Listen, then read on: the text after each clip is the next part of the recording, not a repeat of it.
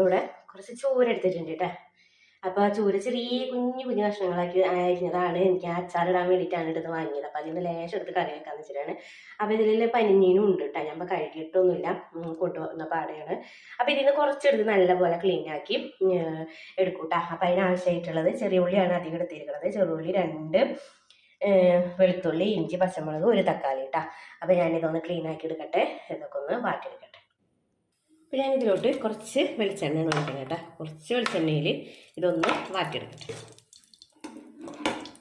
അപ്പോൾ സിമ്പിളായിട്ടുള്ള നല്ല ടേസ്റ്റി ആയിട്ടുള്ള നല്ലൊരു കറിയാണ് കേട്ടോ. എല്ലാവരും ഉണ്ടാക്കി നോക്ക്, നല്ല ടേസ്റ്റാണ്. ഒന്ന് വാട്ടിയെടുക്കട്ടെ. ഞാൻ നല്ലപോലെ വാട്ടിയെടുക്കുന്നുണ്ട്. ഇതിലോട്ട് ഒരു തക്കാളി ഇടുന്നുണ്ട്. അതുപോലെ തന്നെ 2 പച്ചമുളകും ഇട്ട് നല്ലപോലെ ഒന്ന് മൂപ്പിച്ചെടുക്കാം. അപ്പോൾ ഇങ്ങനെ വയ്ക്കുന്ന അടിപൊളി ടേസ്റ്റാണ് കേട്ടോ.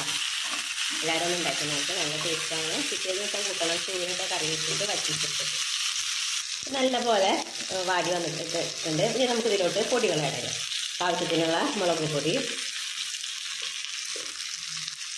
മഞ്ഞൾപ്പൊടി, കുറച്ച് മല്ലിപ്പൊടി കേട്ടോ. ഇത് നമുക്ക് നല്ലപോലെ ഒന്ന് ആ പച്ചമണം മാറുന്ന വരെ ഒന്ന് വാട്ടിയെടുക്കാം. അപ്പോൾ തീ കുറച്ചിട്ട് വേണം ചെയ്യാനായിട്ട്. പൊടികൾ വേഗം കരിയും, അതൊന്ന് ശ്രദ്ധിക്കാം. ഇനി ഇത് നല്ലപോലെ പേസ്റ്റായിട്ടൊന്ന് അരച്ചെടുക്കാം കേട്ടോ.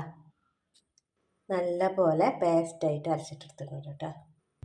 അപ്പോൾ ഞാനിവിടെ മീൻ അരപ്പ് ഒക്കെ റെഡിയാക്കിയിട്ടുണ്ട്, വെച്ചിട്ടുണ്ട് കേട്ടോ. ഇനി നമുക്കിതിലോട്ട് മീനിട്ട് കൊടുക്കാം. നല്ലപോലെ ഒന്ന് തിളച്ച് വറ്റിച്ചെടുക്കാം. അപ്പം മീനിവിടെ കഴുകി ഇവിടെ കൊണ്ടുവന്ന് വെച്ചിട്ടുണ്ട് കേട്ടോ.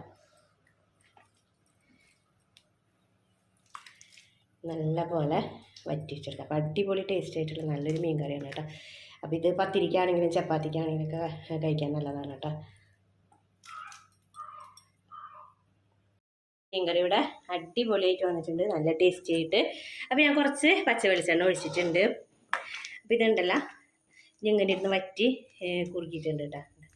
കണ്ടാൽ അറിയാൻ പറ്റും. ഇത് ഇനി ഇരിക്കും തോറും വറ്റും ചെയ്യും. അപ്പം നല്ല ടേസ്റ്റും ആവും കേട്ടോ. അപ്പോൾ ചൂരൊക്കെ കറി വെച്ച് കഴിഞ്ഞാൽ പിറ്റേ ദിവസം കൂട്ടണം, അപ്പോഴാണ് അതിൻ്റെ ടേസ്റ്റ് കേട്ടോ. അപ്പോൾ എല്ലാവരും ഉണ്ടാക്കി നോക്കുക. ഇതുപോലുള്ള വീഡിയോസായിട്ട് വീണ്ടും വരാം. അസ്സലാമു അലൈക്കും.